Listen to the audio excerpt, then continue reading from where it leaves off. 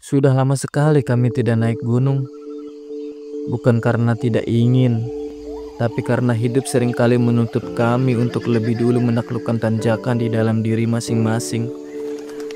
Waktu berjalan terlalu cepat, dan tiba-tiba saja kami tumbuh, menjadi dewasa, menjadi sibuk, menjadi asing dalam jarak yang pelan-pelan menjauhkan.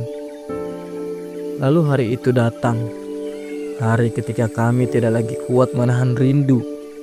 Bukan rindu pada puncak, tapi pada tawa yang jujur, peluh yang disambut tenda, dan kebersamaan yang dulu terasa begitu sederhana. Kami kembali mendaki, bukan sebagai pendaki hebat, tapi sebagai sahabat yang ingin kembali mengingat siapa diri kami sebelum dunia mengubah arah. Gunung tetaplah sama, dingin, tinggi, dan tenang.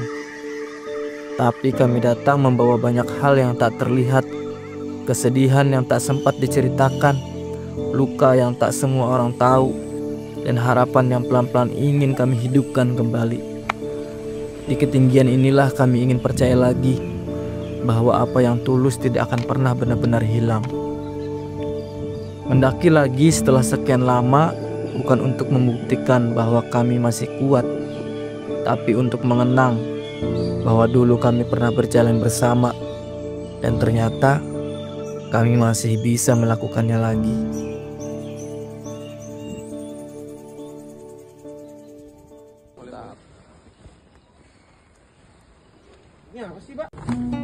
Petualangan ini kami awali bukan dari kaki gunung, tapi dari rumah seorang sahabat bernama Zaki. Rumah yang hari itu berubah menjadi titik kumpul rindu, tempat kami menyusun ulang kenangan dan menyambung kembali tali yang sempat longgar karena kesibukan. Kami sepakat untuk berkumpul setelah zuhur. Setelah semuanya berkumpul, kami makan siang bersama.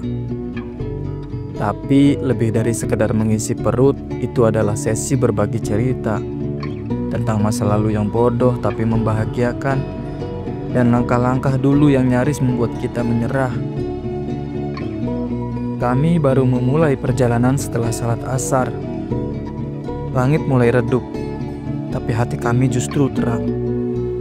Baru 1 jam berjalan, ban mobil kami bocor. Sejenak kami berhenti, bukan hanya untuk mengganti ban, tapi juga untuk mengingat bahwa perjalanan seindah apapun rencananya, selalu menyimpan jeda-jeda tak terduga. Tapi seperti hidup, yang penting bukan seberapa cepat kita sampai, melainkan seberapa kuat kita tetap bersama.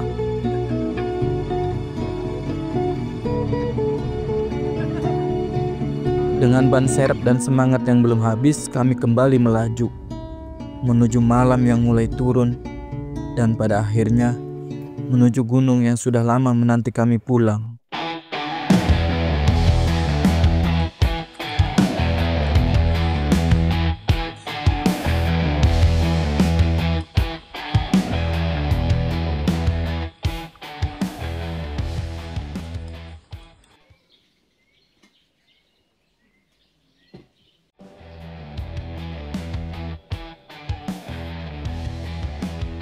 Tidur di base camp itu bukan tidur biasa, lebih mirip perenungan pendek sebelum memasuki dunia yang lebih tinggi dan sunyi.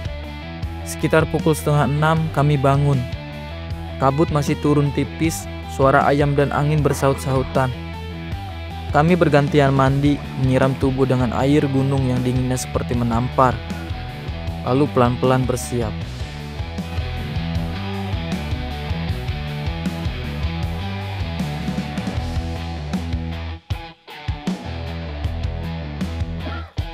Hari masih pagi, tapi semangat sudah mulai menghangat. Kami mulai mengurusi maksi, menulis nama lengkap, tanda tangan, menyebutkan jumlah logistik dan jumlah orang, seolah petualangan ini hanya soal angka.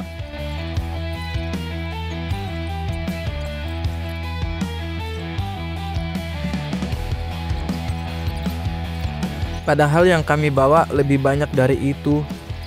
Kenangan, tawa, rindu, dan mungkin juga sedikit luka yang ingin kami sembuhkan di atas sana.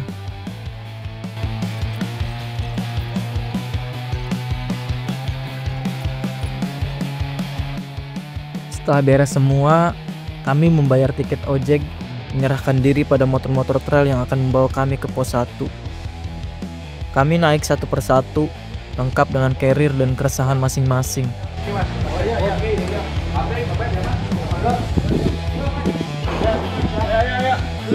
Aduh, kayak mau naik halilintar ya gua, deg-degan. Duluan, alon-alon aja mas. Alon-alon. Mungkin bayar dulu orang. Ya, belum bisa jalan dulu. Oh, Bang. Enggak itu. Dia masih yang fokus Bapak.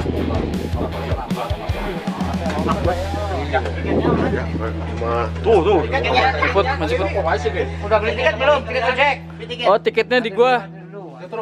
Dan ketika motor mulai melaju menanjak, melewati jalan batu dan parit-parit kecil, kami tahu pendakian ini benar-benar dimulai.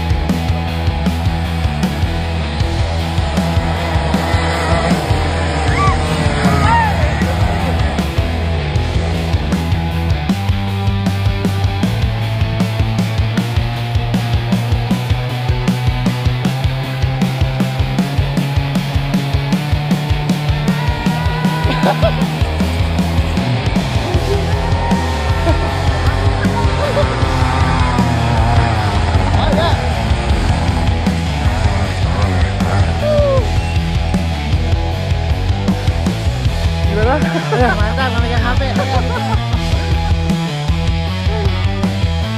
Aduh. Iya sama di sini ya.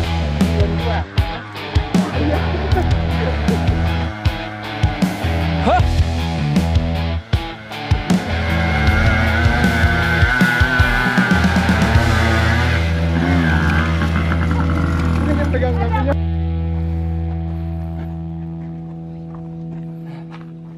Yuk, berdoa dulu. Yalah. Pokoknya turun lagi sih. Ya, udah ya. Ya. Doa dulu, doa. Ya. Set. Bismillahirrahmanirrahim. Sebelum kita melakukan pendakian, ada baiknya kita berdoa bersama demi keselamatan. Menurut kepercayaan masing-masing. Ingat, yang penting kita semua selamat sampai kita pulang lagi. Berdoa menurut kepercayaan masing-masing. Dimulai.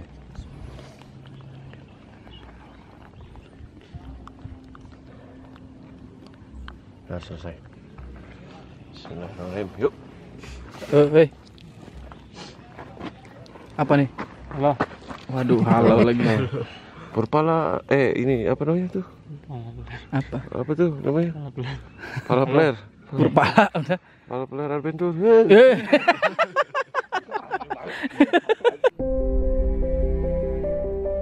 Awal melangkah bersama sahabat adalah awal dari kisah yang peluhnya tak pernah sia-sia. Langkah pertama langsung disambut tanjakan dengan tanah liat basah yang menantang pijakan. Namun kami tetap berjalan karena tahu di balik licinnya jalan ada kebersamaan yang tak tergelincir oleh lelah.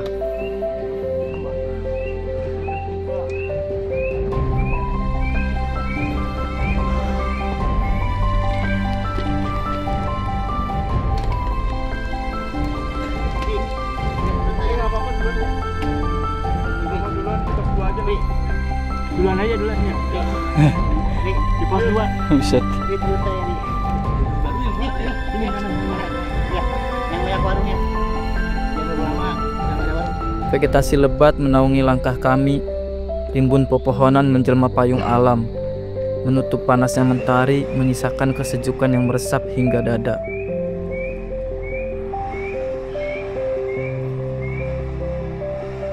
Di sela perjalanan, sinar matahari menembus celah daun, menciptakan tempat-tempat syahdu Seolah hutan sengaja menyisakan ruang untuk kami berhenti, menarik napas, atau sekedar diam mengagumi indahnya dunia yang tak terburu waktu.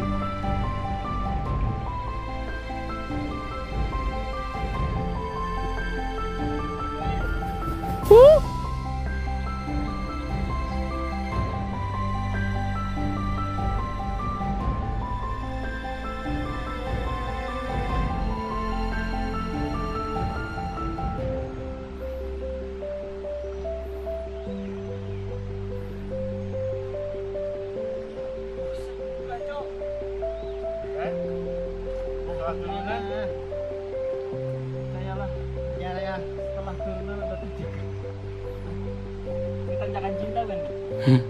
Akhir memang bukan tujuan, tapi tujuan Tanjakan. memiliki arti. Kata-kata.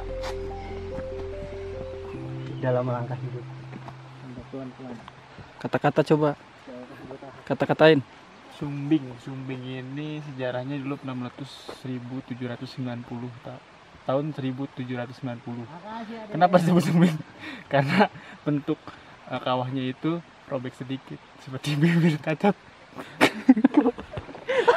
Apakah benar? Mungkinkah?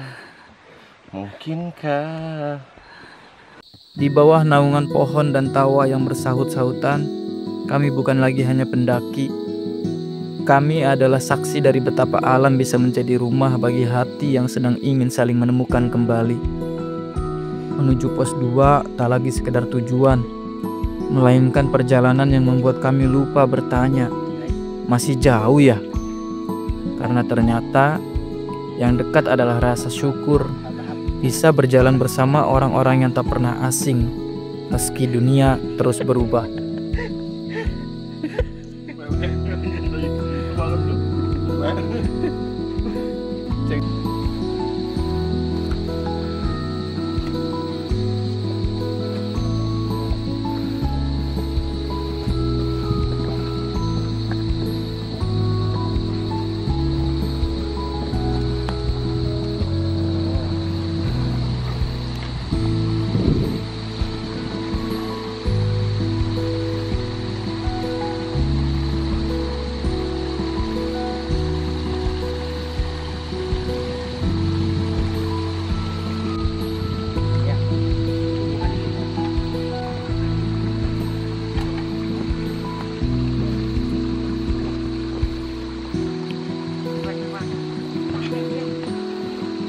Sehari-harinya emang ngojek kayak gini aja, Pak?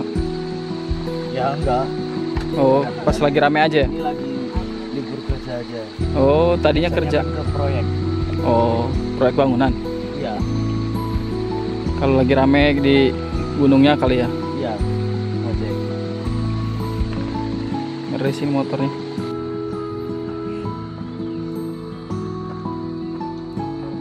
Jack Mania. I am Jack. Jack Yulfuadi.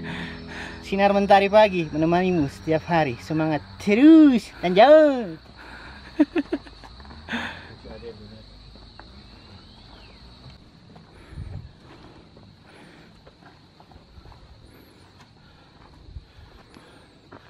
Mungkin dia hanya singgah untuk dinikmati, bukan untuk dimiliki.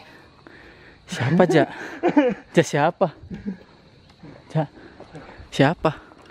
Bukan siapa-siapa. Santai. Siapa? Bukan siapa-siapa. Ampun. Siapa Bi. sih? Ampun. Ayo dong, siapa sih? Please. Mungkinkah? Satunya enak ya? Iya. Apanya? Itu juga enak si Arik tuh. Enteng tau. Setelah beberapa tanjakan terlewati dengan nafas yang mulai tak teratur, kami mulai terbiasa dengan irama langkah yang tak selalu sama. Ada yang cepat lalu berhenti, ada yang lambat tapi pasti, tapi semua tetap dalam satu barisan yang tak pernah benar-benar terpisah.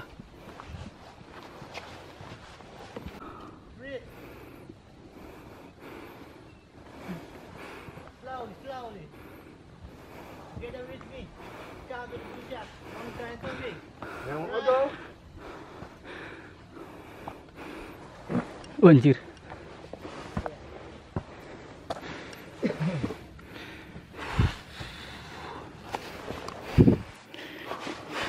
Tuh, bro. Iya, santai. Istirahatnya situ, saya jalan ke balap.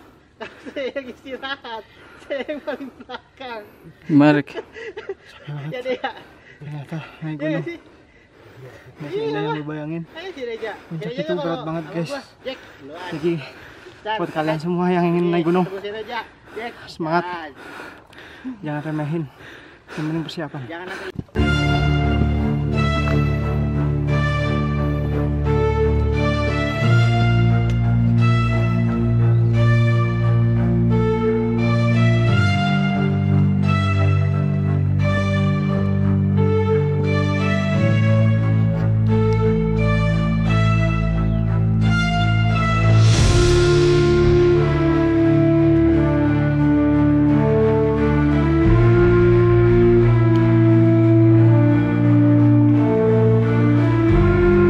Angin.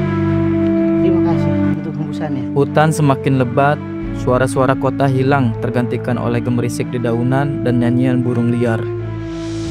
Kadang kami berhenti di titik-titik yang sunyi, bukan karena lelah semata, tapi karena pemandangan yang terlalu indah untuk dilewatkan. Embun yang masih menggantung di ujung daun, batang-batang pohon yang menjulang seolah menjaga rahasia, dan cahaya matahari yang temaram membuat tempat-tempat itu terasa seperti doa yang dituliskan oleh alam.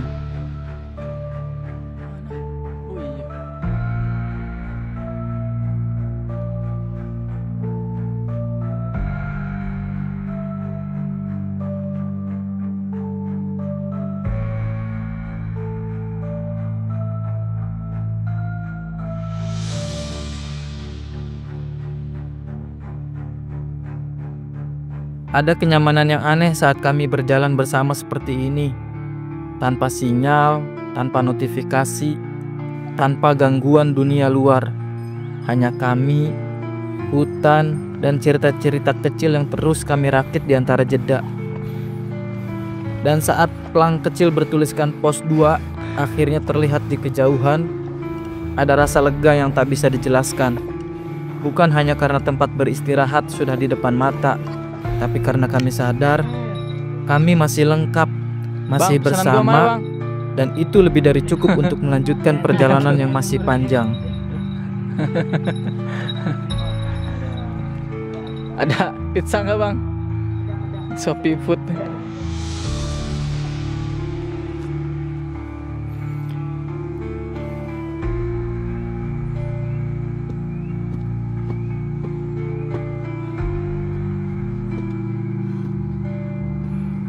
Saya naik terus dah.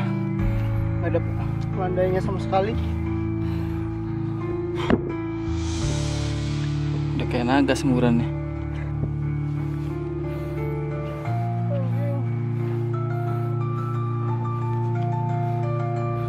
Lagi liatin apa cuy? Lagi liatin apa? Lagi ngebayangin anak lo. Kenapa anak lo? Kangen aja cuy yang mau bocil. Aduh, apa ya? Apalagi anak yang paling kecil. Waduh, kenapa tuh anak kecil lo? Kolok. Ya malum lah, cewek semua kan. Waduh, Gue cowok sendiri. cinta pertamanya lo ya? Iyalah. Sebelum ada cowok yang nyium dia, gue duluan yang cium dia. Tapi nggak lo pakai juga kan? Cium aja sayang maksudnya. Ntar pokoknya nih kalau dia umur 17 tahun gue pasang chip di sini nih. Waduh, biar apa tuh? Jadi kemana-mana ketahuan. Oh, ada GPS-nya. Ngomong misalnya, aku mau ke rumah temenku dulu. Misalnya Tangerang, Toto. Temennya di cowok. Puncak. Di Puncak. Nginep lagi ya? Itu mah bapaknya. Oke, kali aja nanti 2030 berapa? Waduh. Udah ada itu kan chip di sini pasang. Gue pasang chipnya. Oh, langsung pasang tuh kalau ada ya. Ada. Anjay lah. Salma. Arumi. Anakku. Siap, Bang? Ya. Begitulah curhatan seorang bapak yang memiliki anak wanita.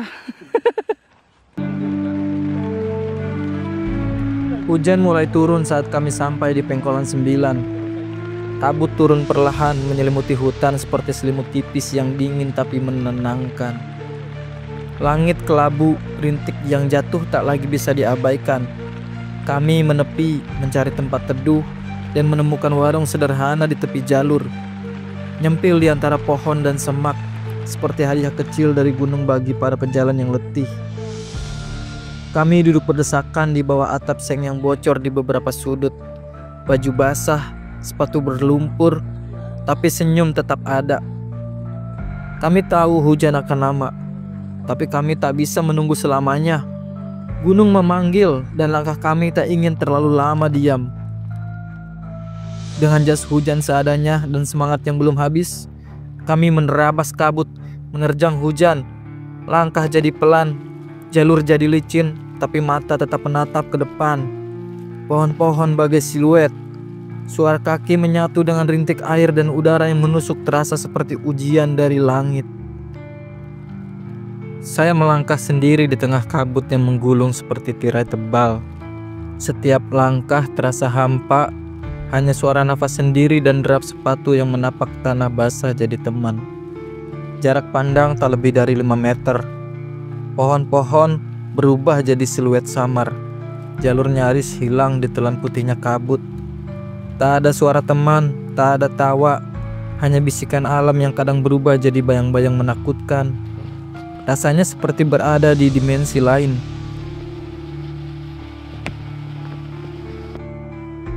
Tapi saya terus melangkah dan meyakinkan diri. Kabut boleh menutup pandangan, tapi tidak arah hati. Saya percaya meski tak bisa melihat mereka, sahabat-sahabat itu sedang menanti di depan, atau mungkin sedang mencari saya di belakang. Dalam diam, saya menyebut satu persatu nama mereka.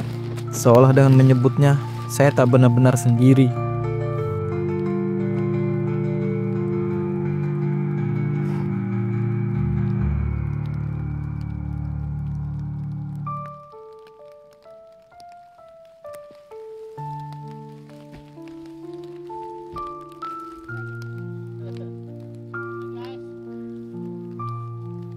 Sudah deket guys. Sudah terlihat. Tapi di sana jauh banget.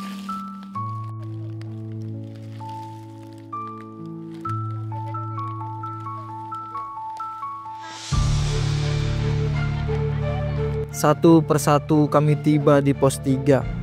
Basah, lelah, tapi lega. Iya, kita nanti. Gua ikutlah.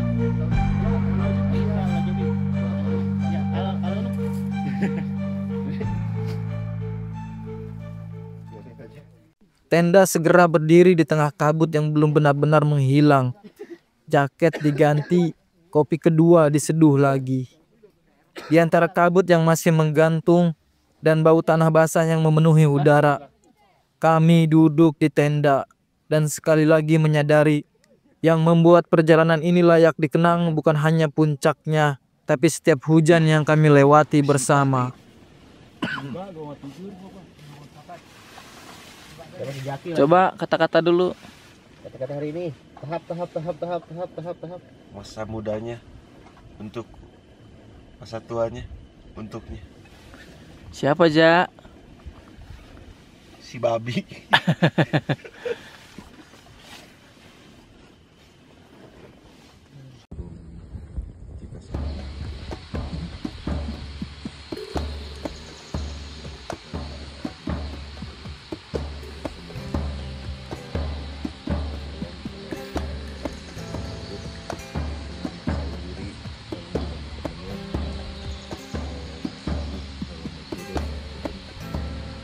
Summit Attack kali ini terasa berbeda sejak awal. Kami mungkin menjadi tim terakhir yang berangkat saat pendaki lain sudah mulai menapaki jalur sejak pukul 2 atau 3 dini hari. Kami baru mulai bergerak pukul 4 subuh. Terlambat bukan karena sengaja, tapi karena nasi. Terlalu banyak yang dimasak, terlalu lama untuk matang, dan tubuh yang kelelahan memang tak bisa dipaksa cepat. Saya bangun jam 2 tepat, langsung bergerak tanpa banyak pikir. Memasak, menyiapkan perbekalan, memanggil Reja dan Fahri yang masih setengah tertidur. Keduanya tampak letih, Tidur pun sepertinya tak cukup memulihkan tenaga mereka. Langit masih gelap saat kami melangkah. Dingin merambat lewat ujung jari dan napas berat mulai terasa sejak tanjakan pertama. Aman. Nah, Cuk. Itu langsung puncak. Siap dulu. Aduh. Boleh mau gimana lagi kewajiban. Kewajiban. Puncak kewajiban. Tahap. Belum lama berjalan, Fahri tiba-tiba Aman, Cuk. muntah. Halo. Kami saling menatap khawatir. Ini bukan Kalau angin sekedar mangga. lelah biasa. Saya diam-diam bertanya dalam hati. Apakah dia masih sanggup? Haruskah kami balik ke camp?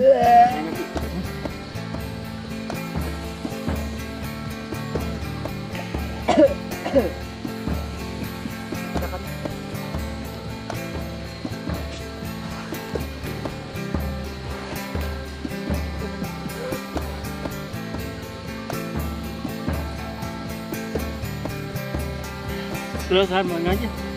Terus sapi.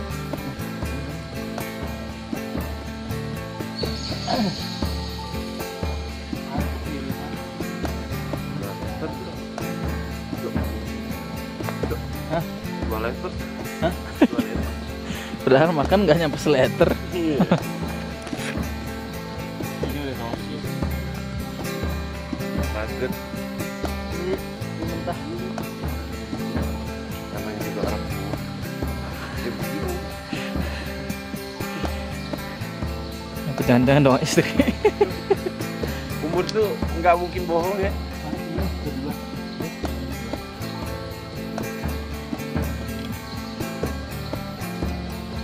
Masih kuat nggak? Tuh, masih kuat nggak? Kuat. Serius, Iya. Kuat.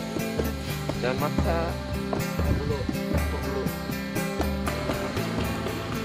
Lu udah minum?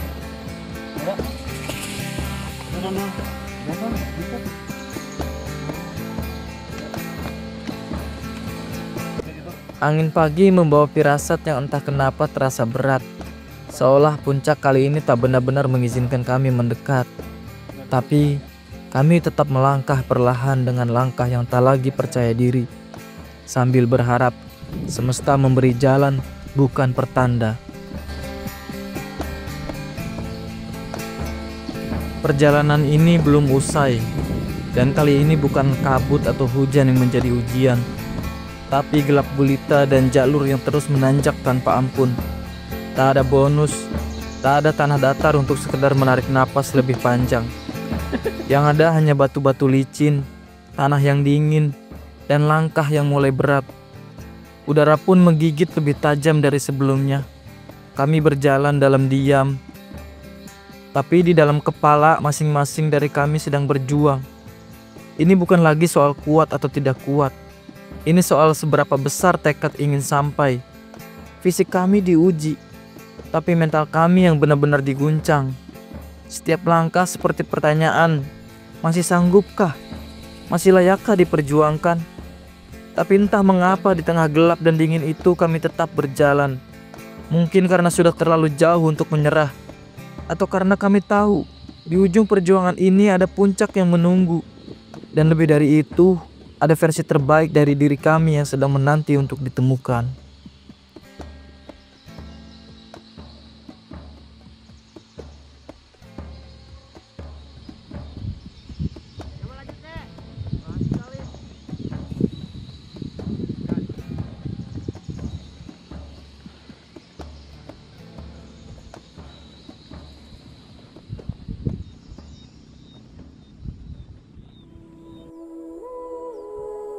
Belum juga sampai di puncak, tapi alam seolah ingin berkata bahwa keindahan tak melulu menunggu di akhir perjalanan.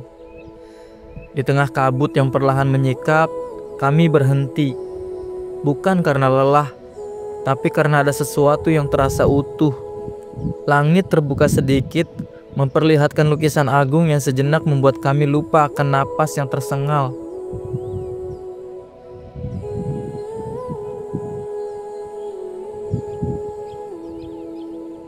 Saya berdiri mematung menatap jauh, membiarkan mata saya kenyang oleh pemandangan yang sudah lama saya rindukan. Mungkin inilah alasan mengapa saya kembali ke gunung. Bukan semata-mata untuk menaklukkan puncak, tapi untuk menenangkan jiwa yang penat dan mengobati rindu pada semesta yang diam-diam selalu memeluk kita dengan cara yang sederhana.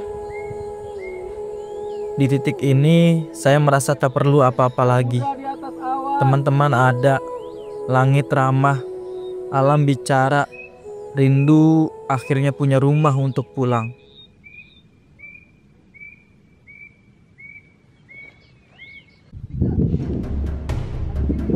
Saya berjalan di depan, mencoba menjaga ritme, berharap teman-teman mengikuti. Di pendakian, terlalu lama berhenti bukan hanya membuat waktu terbuang, tapi juga menyedot tenaga secara perlahan. Nafas jadi berat, badan mendadak lemas.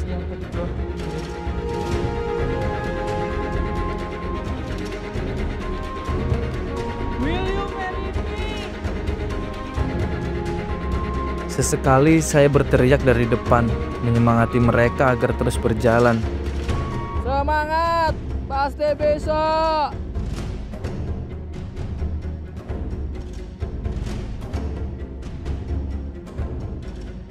Puncak 5 menit lagi.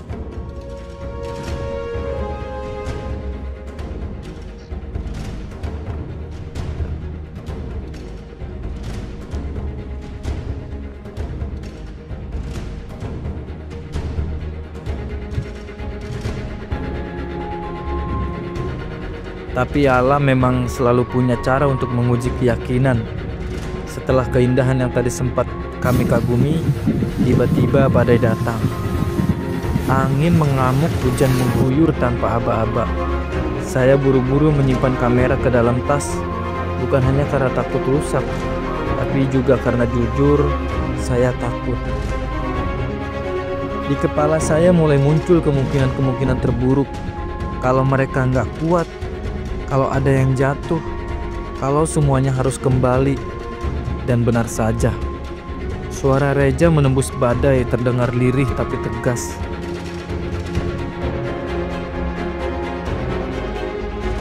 Dia bilang tak kuat lagi dan ingin turun. Saya diam, mencoba memastikan apa benar itu keputusan yang sudah bulat, atau hanya rasa putus asa sesaat yang dipicu dingin dan lelah.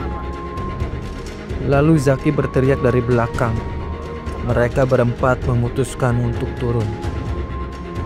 Saat itu saya terdiam lebih lama.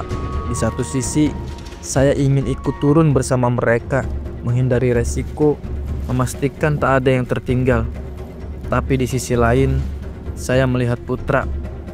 Ia masih berdiri tegak, matanya menyala, ada semangat yang tak ingin padam. Saya tahu betul rasanya ingin sampai puncak ketika semua orang menyerah tapi hati kita belum. Dan saya tidak ingin mengecewakannya. Maka di tengah ragu dan derasnya hujan, saya memilih saya tetap berjalan menemani Putra menuju puncak Raja Wali. Iya. Bukan karena merasa paling kuat, Sejauh nggak? tapi karena kadang Sejauh nggak? dalam perjalanan Puncak kawah. kita hanya perlu satu orang yang bersedia menemani harapan, meski tertatih, meski diterpa badai.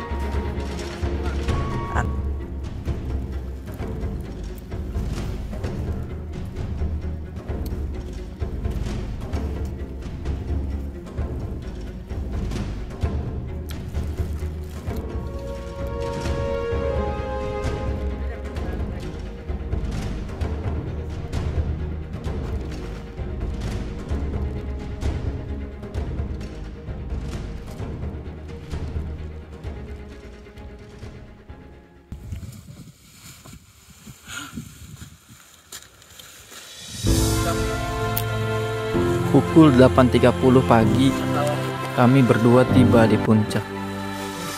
Tapi bukan puncak yang sesungguhnya, hanya puncak kawah, salah satu dari 3 puncak yang dimiliki Gunung Sumbing.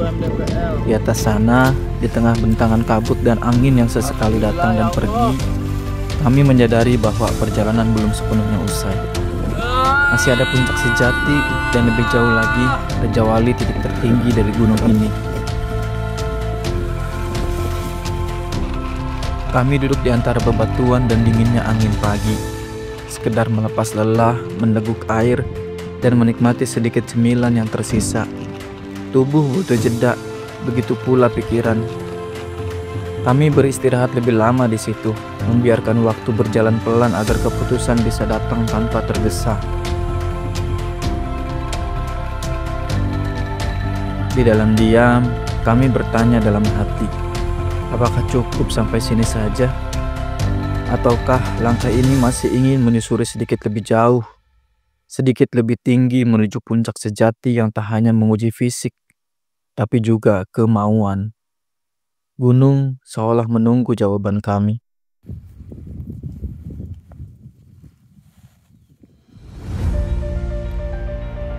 Akhirnya kami putuskan untuk lanjut hingga puncak sejati. Dan bila tubuh ini masih sanggup, Raja Wali akan kami kejar. Langkah kembali menyusuri jalur sempit dan menanjak. Kali ini lebih terjal, lebih menantang, lebih membuat napas terasa pendek.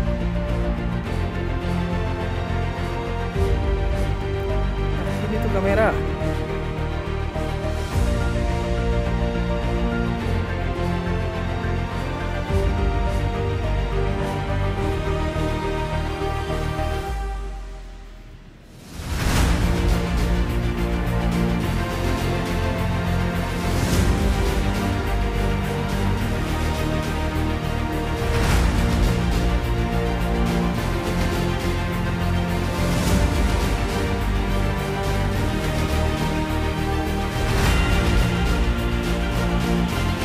Sisi jurang yang terbuka lebar dan pijakan-pijakan yang menutup kewaspadaan penuh.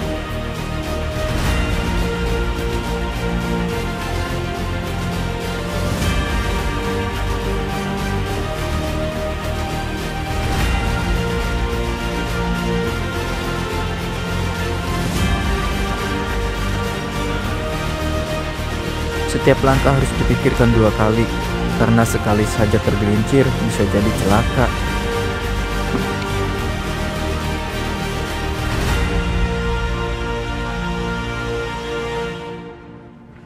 Dalam hati, saya sempat membayangkan, mampukah Zaki melewati jalur seperti ini? Bang, atas puncak Raja Wali bukan? Sejati dulu. Jalur ini bukan hanya menguji tenaga, tapi juga keberanian. Kami terus berjalan dengan hati-hati, mata fokus ke tanah, sesekali melirik ke depan untuk mencari arah jalur yang terus menanjak. Saat akhirnya kami tiba di puncak sejati, seharusnya ada perasaan lega dan bangga, tapi rasa itu datang setengah-setengah. Oke, ya.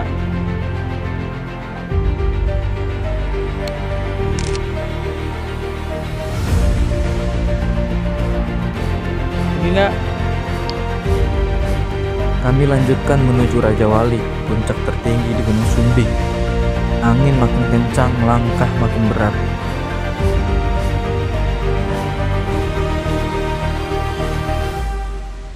Jalur menuju puncak Raja Wali ternyata lebih dari sekedar terjal. Ia seperti ujian terakhir dari Gunung Sumbing. Kami harus menggantungkan keselamatan pada seutas tali yang terikat di batu. Satu-satunya penopang antara kami dan jurang curam yang menganga di bawah. Setiap tangan yang menggenggam tali itu membawa doa. Tak ada pengaman, tak ada penyangga lain selain kepercayaan pada simpul yang terikat di sana. Jika tali itu putus, jika ia terlepas dari batu atau dari tangan kami, maka segalanya bisa berakhir dalam sekejap. Kami tidak menyangka akan melewati jalur seberbahaya ini. Dulu, saat masih bujang, mungkin saya akan menertawakannya. Saya pernah menantang banyak tanjakan tanpa banyak pikir, merasa kuat, merasa tidak terkalahkan. Tapi kali ini berbeda. Kali ini ketakutan datang diam-diam, pelan namun nyata. Mungkin karena usia atau karena status yang sudah berubah. Saya bukan lagi pemuda bebas yang bisa menukar resiko dengan cerita. Sekarang, ada nama yang selalu saya bawa dalam doa. Ada anak kecil yang menanti di rumah, yang mungkin belum tahu betul arti kehilangan, dan saya tak ingin dia harus memahaminya terlalu cepat. Setiap langkah menuju Raja Wali terasa seperti pergulatan antara keberanian dan tanggung jawab. Di satu sisi, saya ingin menuntaskan pendakian, mencapai titik tertinggi.